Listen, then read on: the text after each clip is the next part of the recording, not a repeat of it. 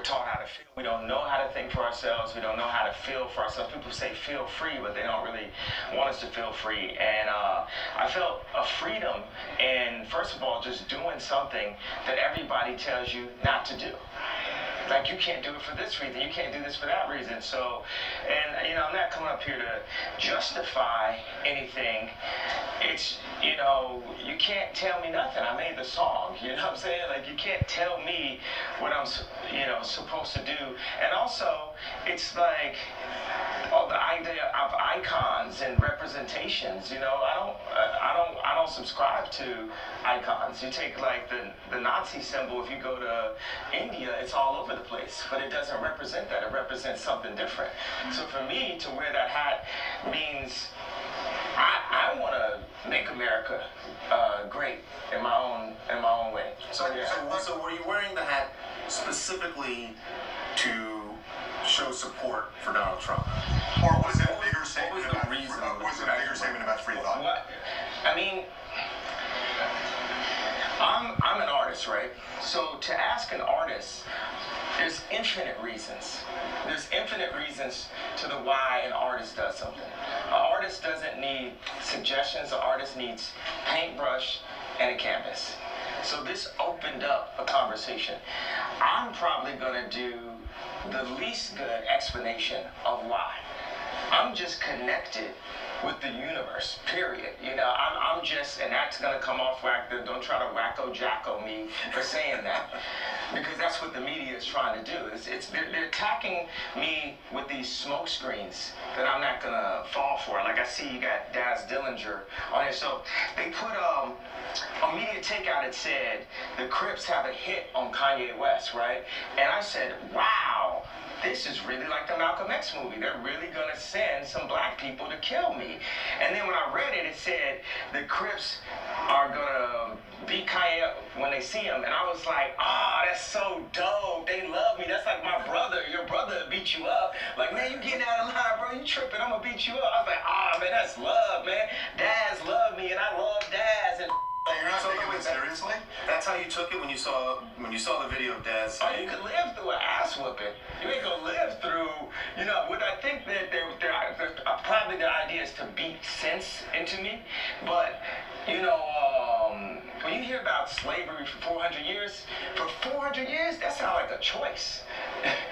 Like, he was there for 400 years and it's all of y'all? You know, like, it's like we're mentally in prison. I like the word prison because slavery goes too direct to the idea of blacks. It's like slavery, Holocaust Jews, slavery is blacks. So prison is something that unites us as one race, blacks and whites being one race. That we're one. We're the human race. We're human beings and stuff. And then eventually, you know. Can I go back to something you just said? Because I don't want to let it pass. You said that slavery was around for 400 years. At a point, it becomes a choice. Yeah, right now we're choosing to be enslaved. We're like, okay, so Ebro, I FaceTime him, and I'm there with Candace, right? And Ebro starts bringing up his version of facts, right? And Candace has facts. She's researched, right? Candace Owens has facts. She's researched. And then Candace just pulls out her Jedi lightsaber and just, you know, chops Ebro's head off with facts. Then Ebro FaceTimes me the next day, and he's talking about the scoop, the poop. He wants to talk about music now. I said, yo, you gonna have Candace on your show? He's like, no, I'm not. She's mean. So you gotta stifle her voice, Ebro. You're choosing to enslave people's minds. You're choosing to not let the truth be free. Can I give you my translation of what happened last week and tell me if it's right? Okay. The way I see it, you don't necessarily embrace the views of Donald Trump as much as you want to show people that they shouldn't be intimidated from showing their true feelings, expressing themselves freely, and that the hat is a lightning rod for this kind of free thought that is lost in our society because people get bullied and shouted down and they're intimidated to the point where they have to shut up. Is that fair? It's the mob. The mob tries to tell you what to think. The mob tries to make all blacks be Democrats for you know, food stamps and stuff. It's the mob. Like, and by the way, you're just talking to the emotion. You know, when you get Candace, ask her, she's going to drop you the facts. We're going to have Candace on in a bit. kid, if you asked the kid that stood in Tiananmen Square in front of the tank why he did it, he might not be able to explain that. But you can't diminish that moment if I can't give you the direct explanation. But that kid had a righteous point of view that he really believed in, and that's why he was standing in front of the tank. My righteous point of view is free thought. Now, if you want to ask me, I don't have extremely strong political opinions. You can talk to John Legend if you want some political. I've never been into politics. I just love Trump. That's my boy. Like, it's like so many rappers. You look at a video of Snoop Dogg loving Trump, but then he get in the office and now they don't love him. Like, Trump is one of rap's favorite people, right? But we talk about this, that before he was elected president, people in hip hop, it was an in thing to put Donald Trump in your rhyme somewhere. And by the way, I am in hip-hop, but I'm not just in hip-hop. I'm a black person in the black community, but I'm not just that. I feel like one thing is people try to minimize me to artists, hip-hop, black community. Yeah, I'm always going to represent that, but I also represent the world. I represent not even the future. It's the now. We're in 2018. We're in the now, bro. You know what I mean? And I represent the now, and I represent what the possibilities of a new peaceful planet. We're at the beginning of it. You saw it in North Korea, but people denounce that. And you say, you said this thing, you put this whole thing. People love to say all, every, blah, blah, blah. It's not that. It's 100 sides to every story. So if you talk about Trump, yeah, there's a laundry list of things that I don't have in front of me that my friends would text me or write me emails and say, he did this. Some of them Obama did too, but it wasn't, it's loud. It's, wow, the room is quiet in here. The room is quiet now.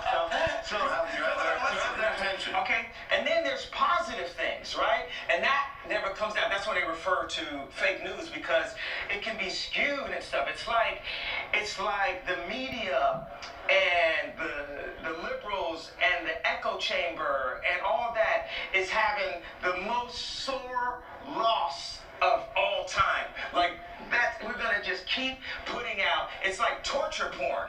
We're gonna keep showing you negative. When these are human beings. Even like with George Bush, people said don't apologize. I'm like, wait a second. I just saw George Bush pushing George Bush Sr. in a wheelchair, and he just lost his wife. Do you know how bad I would want to go to George Bush and say, I'm sorry for hurting you. I was an artist. I was hurting when I went up to the telethon. I said something in the moment, but when I look at you as a dad and a family member, I'm sorry for hurting you. Think about Obama. Obama was the opioid to our pain. He pacified us, but he pissed the Nazis off even more. Hold on, bro. I'm on a wave right here. You talk every day. All right. This is the love. Give me a hug. I don't mean to It's all good. Let Jesus be free. So we're going to go and talk. I want to talk to the guys in Charlottesville on both sides. On both sides. Do you know what Obama would say? He'd be like, man, if you're this, blah, blah, blah, I'm not a white supremacist. I don't support white supremacy. By the way, white supremacy is a redundant statement in America. Whites are supreme in America. That's what we taught. I went home and my mom and my dad, wow, they're all one. My wife said to my daughter, tell daddy what you learned in school. And she said, I learned that mama's white and I'm black. I said, damn, I wish I got the heads up. They said, no, we had to tell her because of Martin Luther King's birthday. But a white teacher told her that. So what does it mean to be black in America if a white teacher tells her that she's black? You might be Kanye West's daughter, but you black. My daughter was free. We start putting these ideals and ideals on people. That's why we are in a simulation. When you're 3 years old, 2 years old, you go and you hop up on a coffee table, and then your auntie that you don't really like comes to you and says, don't jump on that while you're playing. It's a coffee table. Now you're 3 years old. You don't care about coffee or a table. This went from being something that elevates you while you're playing to something that it's a distraction. I can't even find the exact word. obstruction to your joy. Now, by the time you're 30, by the time you're 40, by the time you're 50, how many coffee tables do you have in your life that you're trying to make everyone happy? People need to start worrying about themselves. If I go and grab some water out the fridge and I'm in the studio, I'm not asking nobody if they want water. I'm not assuming. If you want water, you saw me grab the water. You go grab your own water. We need to start being worried about ourselves and stop being worried about what other people think. And we have the right to free thought. And guess what? No, this is not the Malcolm X movie. No black person is finna touch Kanye West. We got love. Nobody finna touch me. Nobody. Okay, so we're going to take a break, but I just have to ask one quick thing. Based on what you've just said here, it sounds to me you got precisely the reaction you wanted by wearing that hat.